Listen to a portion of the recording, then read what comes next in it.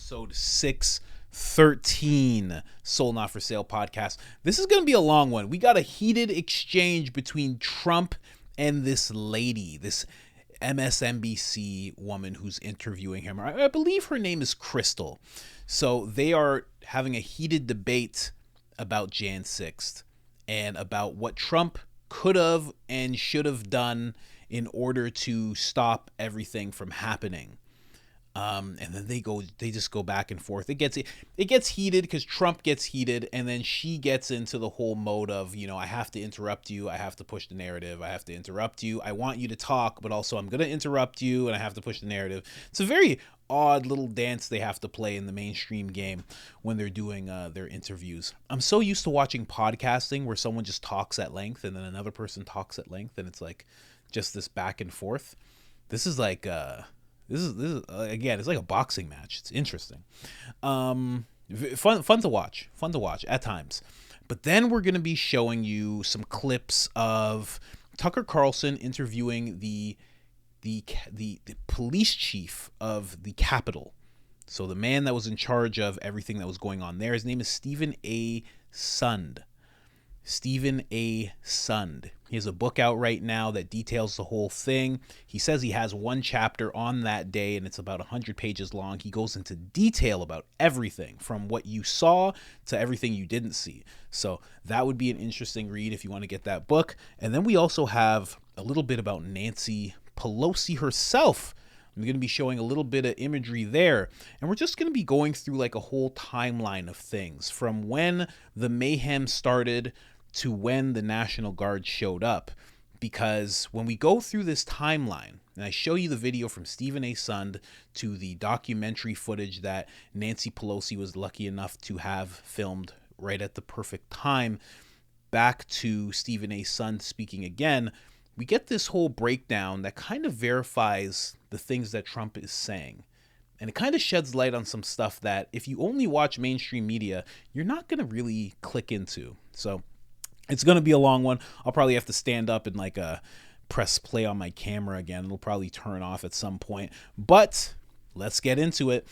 First, I got to bring you to the store. Of course, this is the IamCoachColin.com website where you get all your anti-establishment clothing. We got the certified pureblood shirt, your certificate of achievement for standing tall and proud during the pandemic. Good job. Keep doing it.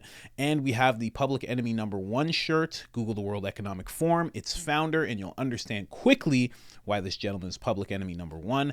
And we have the bold statements, the one that started it all, Soul Not For Sale. And we have the presidential mugshot, the shot heard around the world, looking fierce, looking fearless. President Trump. All of that's available at IamCoachColin.com. And if you want 10% off of anything you just saw and more, because there's more on that site, go check it out. All you have to do is put in the discount code, I am Coach Colin. That's all capital letters. That's all one word. There's one L in the name Colin, and that gets you 10% off. No questions asked. And if you've done that with us already, you're much appreciated. Thank you so much. Now let's get into this little heated exchange they have, and then let's actually pull up the receipts, as they say. Let's go. I've heard so much, Mr. President, about that day, the actual day of January 6th, from other people. But quite frankly, we haven't heard from you about your own perceptions of how that day unfolded. We've heard you talk about the rally, and I'm curious about what happened when you got back to the White House. I know you spent most of the day in the dining room. What were you doing in there? How were you watching it unfold? So let me just tell you about January 6th. First of all, I had very little to do with January 6th. I was asked to speak. And I was the President of the United States. I'm allowed to do that. But I was asked to speak. Other groups, I think it was women's groups, a lot of people were involved in that. And it was incredible. It was incredible. It was, I think, the largest group I've ever spoken. You never see that. You never see pictures of the group that I was speaking to. I think it was the most people and I've spoken to some very large groups. Hundreds of thousands of people were there, and it was a beautiful, beautiful sight. But just so you understand, I went and I spoke. And by the way, peacefully and patriotically, and all of that, which wasn't reported, but when I spoke, I have had senators go up. They said, I've never heard you speak so moderately. You were very moderate. What happened when you got back to the White House? Well, then, wait, Mr. let me President? just say. So I spoke, and then I went back. I wanted to go down peacefully and patriotically to the Capitol. Secret Service, who I have great respect for, said, sir, it's better if you don't do that. It could be unsafe. Because they didn't because of riots, because, it takes one guy with bad intentions, okay? So I didn't have a dispute with them. You had that one person said, I grabbed the man around the neck. Actually, I wish I was so strong to be able to do that. These are all tough guys, smart guys. Dispute that account. Dispute it? Who wouldn't dispute it? She's the craziest account I've ever heard. You mean that I was in the Beast, and she said I was in the Beast, and the Secret Service didn't win. So I took a guy who was like a black belt in karate and grabbed his neck and tried to choke him. What happened? How ridiculous. Just so you understand, and I have great respect for Secret Service, by the way. They're fantastic. The Secret Service said, sir, it would be better if you did. And I said, I'd love to do it. They said it would be better until we went back to the White House. Just so you understand, I spoke. I made a very nice speech. I wasn't Maxine Waters that calls for people's death and some of these. Take a look at what these other people say. What happened it's when so you got ridiculous. to the White House, though? Where did you watch all of the events unfold? Much more importantly, I offered 2 days before, 2 or 3 days before, 10,000 soldiers, right? And they were going to go because everybody was telling me, I knew it was going to be big in terms of the crowd, because everybody I spoke to said, hey, I'm going down on January 6th. I'm going down. I'm going to listen to your speech, et cetera. And there were other speakers. I wasn't the only speaker. There were many speakers. But wait a minute. I offered 10,000 people to the mayor of Washington, D.C., Nancy Pelosi, both of them, Nancy Pelosi, and to the mayor of Washington. And they turned it down flat. And the police commissioner was very nasty about it to her. And he testified. And here's what happened. The January 6th unselect committee of thugs and horrible people, the unselect committee destroyed all the evidence. They say they didn't do that. We did ask them. We did ask the January 6th committee. Well, they announced that they destroyed and deleted most of the evidence. They say some of the evidence is still under review. I want to know what. Wait. I want to know about your perspective, Mr. President. Wait, Kristen, I want to they ask put out about an announcement that they destroyed the evidence. And they destroyed all the stuff having to do with Nancy Pelosi, and they wouldn't let her testify. We said, why isn't she testifying? It was a whole rigged deal. Why isn't she testifying? I offered them 10,000 soldiers. She turned them. I want to know what know that you she's in did charge on of that security. day. I want to know. You're the president of the United States, though. She's in charge of Tell me security. how you watched this all unfold. Were you in the dining room watching TV? I'm not going to tell you. I'll tell people later at an appropriate time. Just so you understand, however. What did you do when the beautiful Capitol was statements. under attack, though? Let me Mr. just tell President? you. In the moment that the Capitol Did you was see under the attack. statements I made in the Oval Office and just outside of the Oval Office? Absolutely. I Go was there home. that day. Our police are great. We love our police. We love everybody. Go home. This was a beautiful that was statement. at 4 Well, that o'clock in the statement was afternoon, made- more than I don't know. 3 hours after the But there attack were tweets started, that were Mr. put out President. before that. I want to know who you called By the way, on that day. Nancy Pelosi. I want to talk about Why that would day. I tell you that? Listen, don't want Nancy to talk about Pelosi that? was in charge of security. She turned down 10,000 soldiers. If she didn't turn down the soldiers, you wouldn't have had January 6th. Did you call military or law enforcement? What? Did you call military or law enforcement at the moment the Capitol I'm was not going under to attack? tell you anything. Let me put it this way. I behaved so well. I did such a good job. Nancy Pelosi turned down 10,000 soldiers. If she didn't do that, and now Nancy I understand. Pelosi doesn't have the I authority understand that the you police have as testified commander-in-chief, though. Listen to me, Kristen. Listen to me. I understand that the police testified against her, the chief very strongly against her, Capitol Police, great people. They testified against her, and they burned all the evidence. Okay, they burned all the evidence. They President, destroyed all the evidence about Nancy Pelosi. What do you say to people who wonder why you as commander-in-chief, you have authorities that Nancy Pelosi doesn't have as commander-in-chief? No, she has authority over Why the didn't Capitol. you send help in that moment, though? Frankly, just so you understand, I assumed that she took care of it. She turned down. So when you realized that the National Guard wasn't coming? Well, you don't realize coming? anything until quite a while. National Guard not coming. I asked it to be there 3 days in advance, and she turned it down. She says that request was never officially made. Oh, just stop so it. you know. Let me just tell you. Let me ask you about pardons, Let me Mr. tell you. President. The mayor of D.C. gave us a letter saying that she turns it down. Okay, we have it. Nancy Pelosi also was asked, and she turned it down. The police commissioner I'm talking about Capitol the day Police, of, though. wait a minute. Yep. Capitol Police said that he wanted it, and Nancy Pelosi wouldn't accept it. She's responsible for January 6th. Mr. President. Nancy Pelosi's responsible. Mr. And President, you're the president, though. You have her. authorities that no one else has as the commander-in-chief. Do you think you showed leadership on that day? Yes, absolutely, I did. Okay. And I showed calm. Nancy Pelosi is responsible for the security, and she did a terrible job. And by the way, from what I understand, they burned all the evidence. Okay. She says she never got an official request. They say they didn't, but that's what you're saying. Really? Let's talk about. And her daughter taping her. Her daughter happened to be a documentary. Let's talk about potential pardons. A documentary worker just happened to be there taping her at the time. Let's talk about. But listen, as you're watching this, it sounds like this heated exchange where Trump's kind of all over the place. But it seems like, and again, if you're someone who just watches the mainstream media, this is hard to understand. You're just listening to this guy, oh, I behaved so well, this, that. You kind of could look at him and go, why didn't he do anything? Because that's the question that she's putting forth. You know? She's not putting forth the question of who was in charge of making sure the National Guard was there. Who was in charge of making sure that everything was safe? She's not putting those questions forward. She's putting forward these other questions of, why didn't you do anything? But there's a reason that Trump steps in and goes, she's the head of security. And it's not because he's just making things up. She actually is.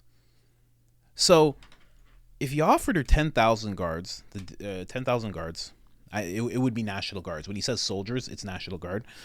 3 days before, she turns it down. And then it kind of sounds, if you don't understand everything, it sounds a little ridiculous. Oh, I just assumed she had it all taken care of. Because she's the head of security.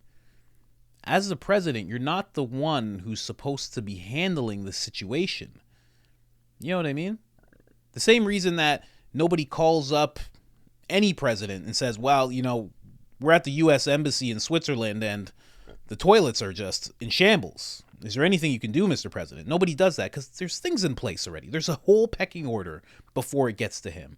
And this situation is no different. There's a whole order of people that are supposed to be sprung into action when something like this happens.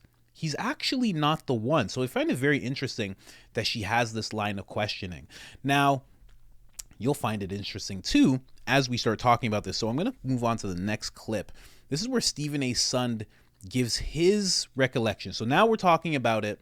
Right now, you just heard a clip, an exchange between these two of why he didn't do anything the day of. And this is all from the outside. Right? The outside the situation.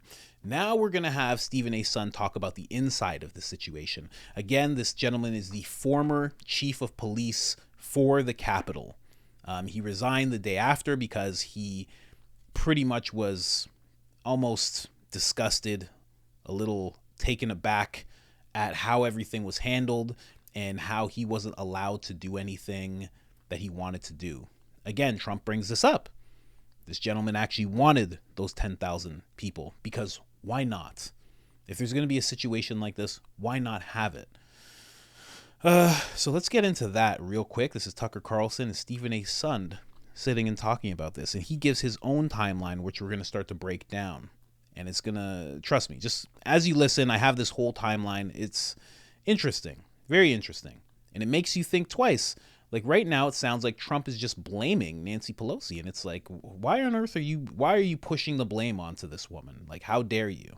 But I don't know. By the end of this, I don't know. Maybe you'll see differently. If you don't already. Let's go. This was very different. This was handled very differently. By whom? By the intelligence. I'd say one, by the intelligence agency, two, by the military. So the reason why I say the military, think of this.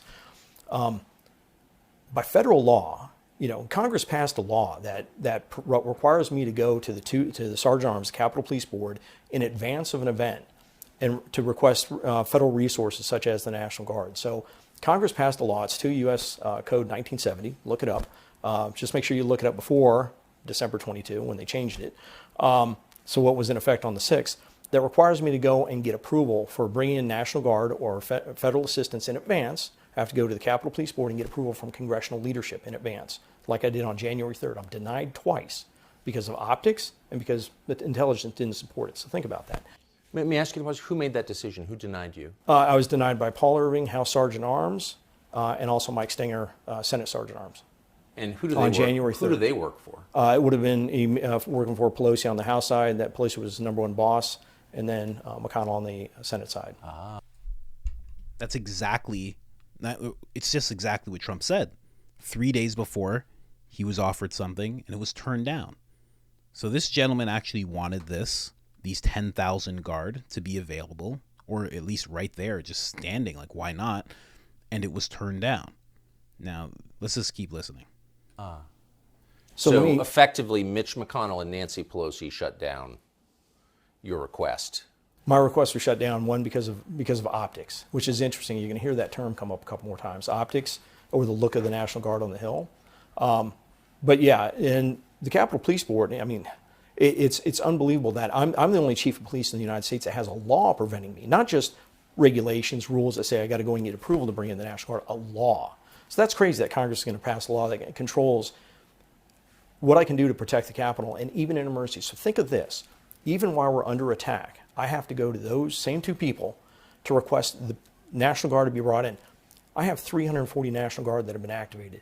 At least 150 to 180 of those are in the city, many of them within eyesight of the Capitol, okay? We get to come under attack at 12:53. 12:55, I called the Washington, D.C. Police Department. I talked to their Assistant Chief, Jeff Carroll. Thank God I had talked to him at 10:59 in the morning and asked him if he could possibly put some additional resource on Constitution Avenue. And he had some CDU platoons up there. Called him, said, hey, please send those in right away, because we knew as soon as they came to their west front, they started attacking, it was going to be bad. 12:58, I make my first call to the Sergeant Arms, asking, saying, hey, it's bad, we need assistance, I need a declaration of emergency, I need to bring in the military immediately and federal resources. I'm told by Paul Irving, quote, I'm going to run it up the chain, I'll get back to you. The chain is Pelosi. The chain his chain would be up to Nancy Pelosi. He didn't have to do that, but he wouldn't give me authorization. The law says in emergency he can grant me authorization, but he didn't. He said he'd run up the chain. My next call was over to Mike Stinger. He's now the chairman of the Capitol Police Board. Told him the same thing. We're getting our asses handed to us on the west front. I need federal resources. He said, what did Paul tell you? I said, he's run up the chain. He goes, let's wait to hear what we hear from Paul. Sorry. So for the next 71 minutes, I make 32 calls. I'm in the command center. I'm calling my partner agencies. And by law, one of the first people to offer assistance was the United States Secret Service. And by law, I shouldn't have requested their assistance. I shouldn't be until I had approval. But I'm looking at my men and women having their asses handed to them. And my first thought was, fuck it, I will take whatever discipline there is. Send me whatever you got. And that's the one text Secret Service turned over. You know how they lost all their texts? Yes. It's the text between their Chief Sullivan and myself. Thank God for him. But I don't. You make this call immediately to the House Sergeant Arms, who reports Mr. Irving, who reports to Nancy Pelosi. He Correct. says, "I'll call Pelosi." He says, "I'm running up the chain." Running up the chain, but that is the chain. I hear She's you. the next link. I got you. Yeah. I want to tell you exactly what he said to me. What happens then? Does he get back to you? So for the next 71 minutes, I make the 32 calls to a number of agencies. 11 of those calls are follow-up calls. And look in the Senate combined report from 2001. They have a great infographic of the call after call after call after call. 11 times I call in the next 71 minutes going, where are we on the approval? Where are we on the approval? He goes, any minute now. Any minute. I'm going to get any minute. Finally at 2:09, 71 minutes later, 2:09, I'm finally given approval. Think about that. 71 minutes later. I immediately call Mike Stinger, say we've got approval. I was so pissed off, I made sure that the watch commander, I'm in the command center, I yelled to John Wisham, the lieutenant, that's my watch commander. I said, John, mark the time as 2:10. I finally got approval for the National Guard. I was that mad. So what is I just want to pause on this for a minute. It's almost unbelievable. So this is an event that Pelosi herself has likened to Pearl Harbor and 9/11, the worst thing that's ever happened on American soil. And she's in charge of allowing the National Guard to come in and respond, but she doesn't for 71 minutes? What is that? I can't fathom why. I mean, they had to have known what was going on. I was telling them how bad it was. Well, it was on TV. It was on TV. It was right outside of Mike Stinger's office. And they had a meeting in his office saying, hey, where's the National Guard? And they're like, oh, we're trying to make... The fighting's going on right outside his office. So... they must have known. Yes, they did. They did actually. So we switch over to now. Remember that timeline. 12:53 is when everything stops or starts. 12:55, he makes a call to try and get the National Guard. That's just what he wants to do. He can sense it, I guess. He knows something bad is going on. It's only going to get worse. 12:58, he's just like, we need military. He's making calls from 1 o'clock until about 2:09. He makes 71 calls. He makes 32 calls in 71 minutes. At 2:09, he gets approval. Right? At 2:10, 2:09, 2:10, he gets approval. Right? So that's the timeline that we have so far. So let's switch over here. So now this is the perfectly timed and made documentary piece by Nancy Pelosi's daughter. She was just documenting everything alongside her mom. And honestly, at the end of the day, it was history. So it was great that she did that. Quite honestly, I mean, can't argue with that. This is a historical moment, and to have anybody filming anything is great. Especially for purposes like these. So let's play that. Yeah, but you know what? We have got to get finished. 2:23. I just got to stop right there. It's 2:23. So that means there's been someone already requesting the National Guard to her.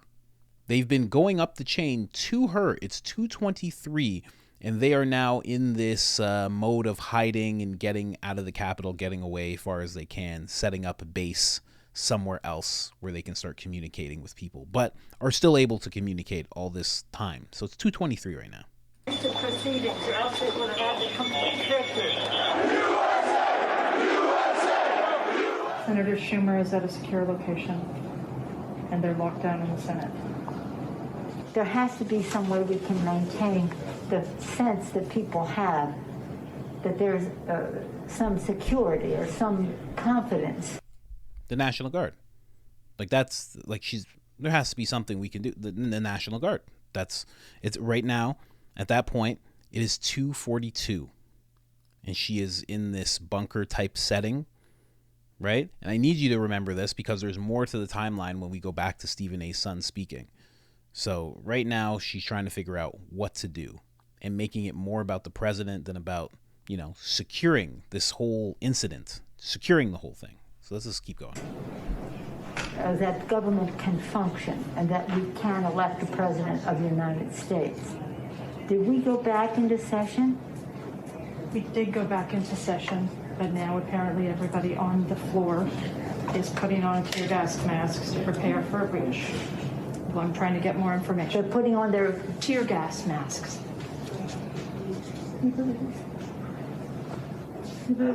I can't. We need an area for the House members. They're all walking over now through the tunnels.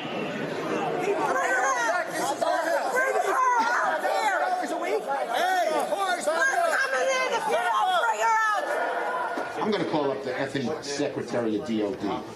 We have some senators who are still in their hideaways. They need massive personnel now. Can you get the Maryland National Guard to come too? I have some. I just like to point out two things.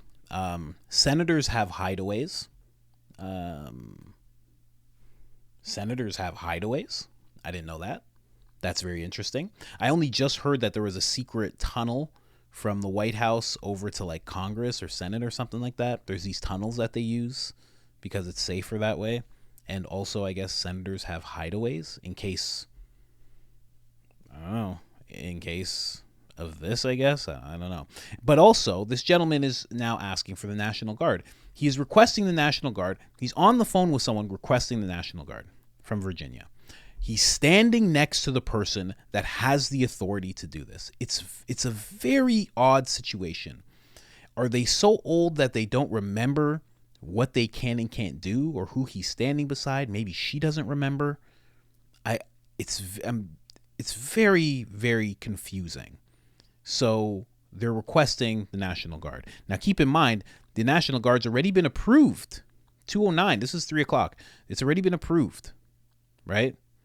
So, and then again, I'm bringing up this timeline because at 2:34, Stephen A. Sun, while they're doing all this, he is now doing something, and it's going to be in the next clip I find, but he is now trying to pitch his request. He's trying to make them understand why this needs to happen. Meanwhile, they are here at 3 saying that we need this done. So for some reason, he has to justify it, even though it's already been approved, and they're requesting it at the same time. Like, this is all very jumbled up. It's very odd, but let's keep going. I wanted to say, Mr. Secretary, I'm going to call the mayor of Washington, D.C. right now and see what other outreach she has to other police departments, as Leader Hoyer has mentioned.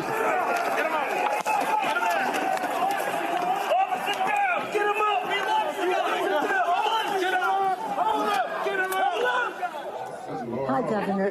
This is Nancy. Governor, I don't know if you have been approached about the Virginia National Guard. Mr. Hoyer was speaking to Governor Hogan, but I still think you probably need the okay of the federal government in order to come into another jurisdiction. Thank you. Secretary of the Army. Oh my gosh, they're just breaking. Do you, like, here's the thing. She's looking at them breaking windows. She's saying to somebody, so you would just need approval from, and she's kind of shrugging her shoulders like, how come she can't, if she's the head of security, like Trump is saying this is the head of security, this lady right here, if she's the head of security, why can't she just say, I'm looking at a terrible event right now, and I don't care what you have to do. I will handle any repercussions that come of this, any disciplinary. I will make sure it all goes away for you. I need every single person that I have at my disposal and yours. I need them here now. Okay? You can see what's going on TV. It's the biggest story of the decade. I need you to get over here immediately. Like, there's no who do you need approval from somebody? It's very interesting behavior. I just don't get it. Windows are doing all kinds of. It's really that they said somebody was shot. It was just horrendous, and all at the instigation of the President of the United States. Okay, thank you, Governor. I appreciate what you're doing, and if you don't mind, I'd like to stay in touch. Thank you. Okay. Thank you. Bye-bye. Virginia Guard has been called in. You know, I'm just talking to Governor Northam, and what he said is they sent 200 state police and a unit of the National Guard. They're breaking windows and going in, obviously ransacking our offices and all the rest of that. That's nothing. The concern we have about personal harm, personal safety it just transcends everything. But the fact is, on any given day, they're breaking the law in many different ways. So that's it for this one. Just to make sure, she's making sure in that other part of the clip, she's making sure to say that this is the president's fault. Like, I'm not sure who needs what approval, even though it's like seems like it's mostly under her control from what I understand. She's like, but it's obviously the president's fault. Like, he caused all of this. But then also he's saying that he asked if they needed 10,000 troops 3 days before.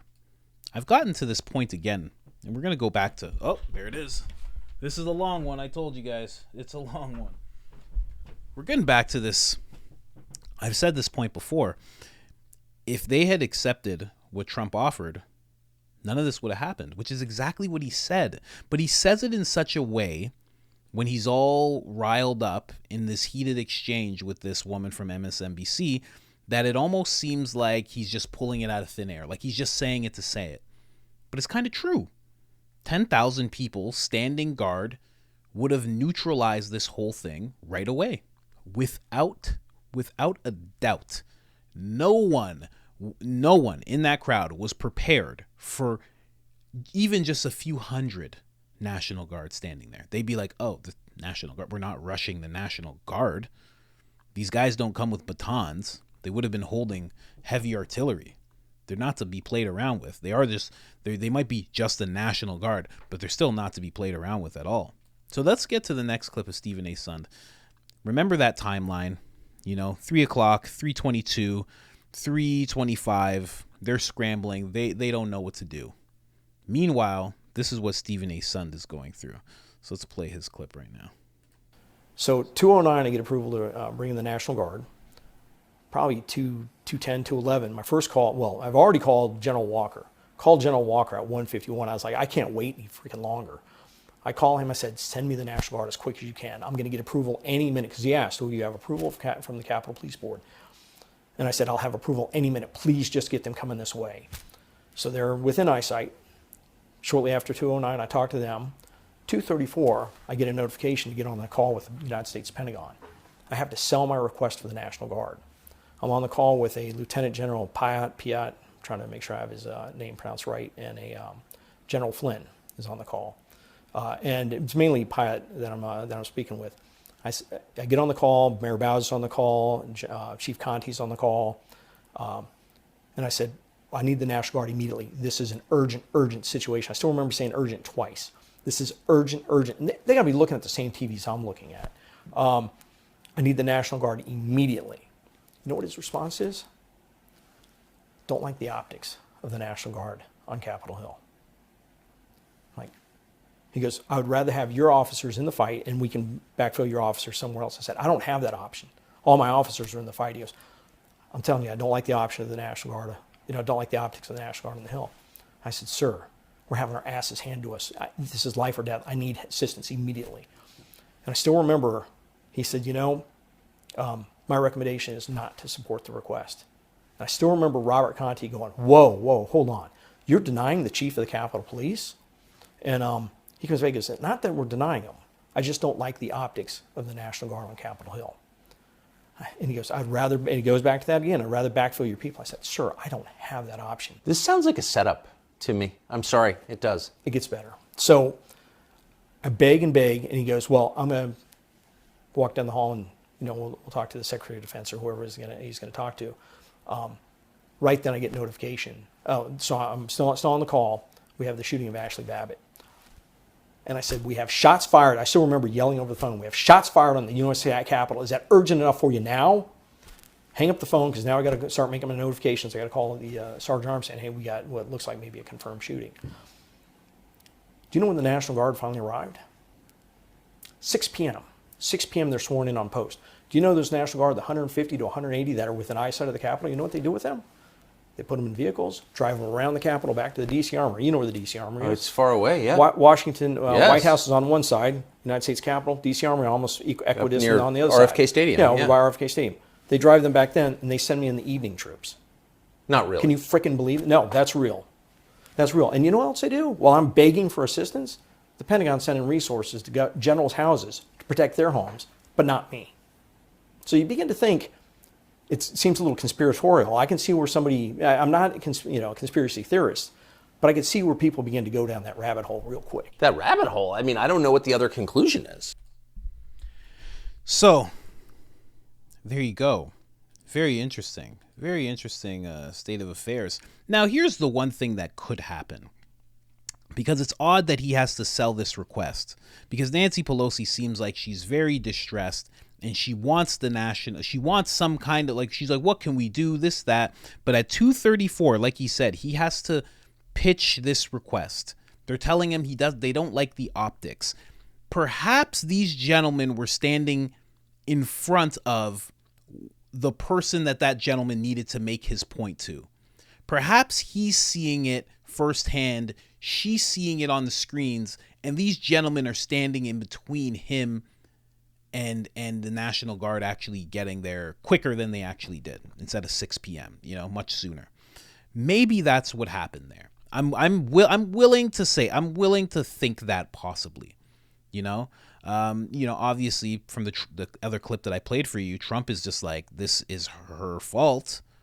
And it's really hard. Like Tucker said, this seems like some kind of setup. It seems very weird. It just seems off. Either there was a massive lack of communication and a massive underestimating of what was going to happen, which is why they turned down the 10,000 National Guard that Trump had suggested 3 days before, and that Stephen A. Sund actually wanted. Maybe they just maybe it was just they were in Trump mode and they're just like, I don't want anything from that man. Maybe that's what it was. Maybe that's why they turned down the 10,000. You know, maybe they just could. Maybe if Stephen A. Sund was able to communicate directly with Nancy Pelosi, maybe the National Guard would have got there right away. Maybe he would have made his request at 12:59, and they would have been there by like 1:30. Maybe that would have happened. I have no idea. I have no real idea, but I know what it seems like. I know that Nancy Pelosi doesn't like Donald Trump, and he doesn't like her. They both do not like each other. That's very clear. It's been very clear for a long time. You know, I mean, even her reaction to this whole thing going on, she was like, I'm going to punch him in the face. Like she was threatening violence to the president. She was angry. So it's a very odd situation, but I wanted to break all that down for you just so you see what was exactly going on. I don't get it, but the fact that, and we're going right back to the first video, the fact that the suggestion is, what could you have done, Mr. President, is crazy. When you think of all the people that were just mentioned in that, the actual Capitol Police, Stephen A. Sund, the person that he has to ask for approval, the person that person has to go to, which is Nancy Pelosi. Maybe there's one person removed from that. But Nancy Pelosi, Mitch McConnell, these generals that he's on the phone with that are telling him that they don't like the optics. All of these people. And the question that this woman from NBC has is, what could you have done? Why didn't you do more? Why didn't you? It's not, I won't say it's his job, because as a leader, you know, everything falls on you as a leader. Like when you're doing a business, when you're running a family, you know, as the man, you're like, everything falls on you. But this guy had it's the government. They have clear pecking orders. They have clear lines of communication. They have clear, chains that you're supposed to follow. Chain of command. That's what I'm looking for. Chain of command. They have clear chains of command that they're supposed to follow. Why on earth would Donald Trump be the one expected to do anything? It's just very odd. And then the fact that at 4 p.m. he did say, hey, stop, go home. Stop. Like, we love everybody. He did this whole speech. Everybody remembers that. But that was at 4 p.m. Could he have done something sooner? I guess. But also, he's supposed to, he also, even at the top of the chain, you're supposed to follow the chain of command. The same reason that Nancy Pelosi wasn't like, let me talk to this police chief. Because she has a person that she talks to. They talk to him. So why on earth would Trump be the one to deal with what's going on directly at the Capitol? Why is he the one that's responsible for everything that happened? After everything that I just played for you, there's clearly some other people who should be in question. And some of them didn't have to testify. Very odd. Very odd. But like Tucker Carlson said, it seems odd. Odd, to say the least. If you haven't liked the episode already, like the episode. And if you've listened until this point right here, you're amazing. Thank you so much. People like you, I love people like you. Thank you so much. If you haven't subscribed already, subscribe. And other than that, I'm out. Hit the notification bell.